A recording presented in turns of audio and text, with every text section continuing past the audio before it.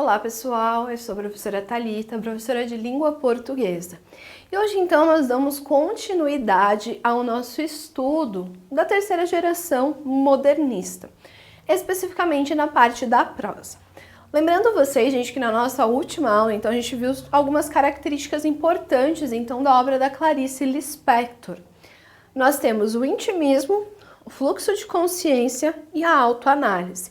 Então agora a gente vai ler um trecho de um conto da Clarice para entender como isso se aplica na sua obra. Então nós temos aqui o seguinte trecho. E isso ainda não era nada, só Deus sabia. Ela sabia muito bem que isso ainda não era nada, que nesse momento lhe estavam a acontecer coisas que só mais tarde iriam a doer mesmo e a valer. Quando ela voltava-se ao seu tamanho comum, o corpo anestesiado estaria a acordar, latejando, e ela iria a pagar pelas comilanças e vinhos. Então, já que isso terminaria mesmo por acontecer, tanto se me fez abrir agora mesmo os olhos, o que fez. E tudo ficou menor e mais nítido, embora sem nenhuma dor. Tudo, no fundo, estava igual, sem que menor e familiar. Estava sentada, bem tensa, na cama, o estômago tão cheio, absorta, resignada, com a delicadeza de quem espera sentado que outro acorde. Empanturraste e eu que pague o pato, disse-se melancólica, a olhar os ditos brancos nos pés. Olhava ao redor, paciente, obediente. Ai, palavras, palavras, objetos do quarto alinhados em ordem de palavras, a formarem aquelas frases turvas e maçantes de quem souber ler, lerá. Aborrecimento, aborrecimento, ai, que chatura, que maçada, enfim, ai de mim, seja lá o que Deus bem quiser. Que é que se havia de fazer? Ai, é uma tal coisa que me dá que nem bem sei dizer. Enfim, seja lá bem o que Deus quiser, e dizer que se divertirá tanto esta noite, e dizer que fora tão bom, e a gosto seu o restaurante. Ela sentada fina mesa, gritou-lhe o mundo. Ela nem sequer respondeu-lhe. A alcançar os ombros com um muxoxo amuado, importunada, que não me venhas amassar com carinhos. Desiludida, resignada, empanturrada, casada, contente, a vaga náusea. Foi nesse instante que ficou surda, faltou-lhe um sentido. Enviou à orelha uma tapona de mão espalmada, o que se fez entonar mais o caldo, pois encheu-se-lhe o ouvido de um rumor de elevador, a vida de repente sonora e aumentada nos menores movimentos. Das duas, uma estava surda ou ouvir demais. Reagiu essa nova solicitação com uma sensação maliciosa e incômoda, como um suspiro de saciedade conformada para os raios que apartam, disse suave, aniquilada. Aqui então, gente, nós temos um trecho, né, de um conto chamado Devaneio e Embriaguez de uma Rapariga, que é um conto que faz parte, então, de um livro de contos da Clarice chamado Amor. Então, a gente vai falar agora, relacionado a esse conto, de 3 características da Clarice: a epifania, o tempo e a linguagem. Então, gente, como eu já disse anteriormente, né, esse conto entrega o livro Laços de Família, de 1960, que apresenta um total de 13 contos. As histórias invadem o interior da vida doméstica e urbana para escancarar ao leitor a natureza íntima e as sutilezas complexas do indivíduo. O discurso é tão potente que quase escapa da literatura para se transformar em um ensaio filosófico. Então, gente, aqui nós percebemos que essa coisa do interior, ser mais intimista, é algo muito essencial na obra da Clarice Lispector. Seja essa parte, né, humana, do ser humano sozinho, ou então do momento em família.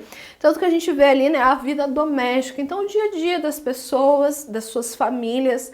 Então a gente percebe que isso é algo que ela traz, desde as coisas mais íntimas até sutilezas mais complexas. Então, tanto que isso, né, esse conto e vários dos contos da Clarice, eles são comparados a ensaios filosóficos. E também, gente, as coisas parecem ser mais óbvias e corriqueiras, são reformuladas e revelam profundas conexões entre a vida e o indivíduo. Nesse conto, que abre o livro em questão, há a narração do cotidiano de uma rapariga, uma senhora portuguesa, casada e com filhos. Durante um dia, ela se olha no espelho e inicia uma série de devaneios que a toma de forma intensa e interrompe sua rotina. Então, gente, coisas que parecem tão óbvias, tão normais no nosso dia a dia, na obra da Clarice, elas são reformuladas. Justamente porque são coisas que vão revelar, então, a relação da vida com o indivíduo. Então, como que a gente vai linkar essas coisas? E também, gente, nesse conto aqui em questão, a gente tem que lembrar que a gente está vendo a história de uma mulher portuguesa. E, gente, ela se olha no espelho e começa a reflexão. Então, a Clarice, ela sempre pega algo muito simples, muito sutil, igual o ato de se olhar ao espelho, e traz toda uma reflexão. Então, gente, com o retorno dos filhos à casa, o ritmo é retomado para ser, mais uma vez, quebrado pelo encontro do marido com o chefe, na qual ela se embriaga. A embriaguez é narrada de maneira tão emaranhada ao discurso que é possível sentir, ao ler o conto, a tontura da rapariga. O diálogo com o chefe do marido a fez repensar a sua sensualidade e o desejo que pode despertar nos homens. Episódios cotidianos e aparentemente corriqueiros geram uma epifania nas personagens no decorrer de todos os contos da obra. Então, gente, nós temos a história, né, de uma senhora portuguesa que tem seus filhos retornando à sua casa. Com isso, o ritmo volta ao normal. Porém, gente, esse aparente, né, sossego é quebrado justamente porque ela acaba se embriagando no encontro do marido dela com o seu chefe. E nisso, nós percebemos então toda essa epifania, ou seja, é alguma coisa que surge toda essa reflexão. E essa, gente, é uma característica bem marcante da obra da Clarice. Na sequência, gente, nós temos um trecho, um conto bem famoso desse mesmo livro, chamado Amor. O que havia mais que fizesse Ana se aprumar em desconfiança? Alguma coisa intranquila estava sucedendo. Então ela viu o cego mascava chiclete, um homem cego mascava chiclés. Ana ainda teve tempo de pensar por mais um segundo que os irmãos viriam jantar. O coração batia-lhe violento, espaçado. Inclinada, olhava o cego profundamente, como se olha o que não se vê, o que não nos vê. Ele mascava goma na escuridão, sem sofrimento, com os olhos abertos. O movimento de mastigação fazia-o parecer sorrir, e de repente deixar de sorrir, sorrir e deixar de sorrir. Como se ele a tivesse insultado. Ana, olha-o. E quem o visse teria a impressão de uma mulher com ódio, mas continuava a olhá-lo, cada vez mais inclinada. O bonde deu uma arrancada súbita, jogando-a desprevenida para trás. O pesado saco de tricô despencou do colo. Ruiu-se no chão. Ana deu um grito. O condutor deu ordem de parada antes de saber do que se tratava. O bonde estacou. Os passageiros olharam assustados. Depois, quando todos foram embora e as crianças estavam deitadas, ela era uma mulher bruta que olhava pela janela. A cidade estava adormecida e quente. O que o cego desencadeara caberia nos seus dias? Quantos anos levaria até envelhecer de novo? Qualquer movimento seu e pisaria numa das crianças. Mas, com uma maldade de amante, parecia aceitar que da flor saísse o mosquito, que as vitórias régias boiassem no escuro do lago. O cego pendia entre os frutos do jardim botânico. Então aqui, gente, a epifania, ela acontece quando Ana, a protagonista do conto, ela observa um cego mascando uns chicletes. Ela faz toda uma reflexão, como que ele está mascando um chiclete de olho aberto, mas ele não vê? Então aqui surge a epifania, então, no conto Amor. Então, gente, nós temos, né, a personagem Ana, dona de casa de classe média. É profundamente tocada pelo episódio do cego no bonde. Isso reflete em seu cotidiano quando ela se reintegra à rotina. Ana já não é mais a mesma, algo mudou. Ela reavalia sua vida em função do que experimentou naquele momento. Então essa epifania, gente, faz com que esse ser humano, nos livros da Clarice, mude então. A Ana viu isso, teve a epifania e isso fez com que ela mudasse.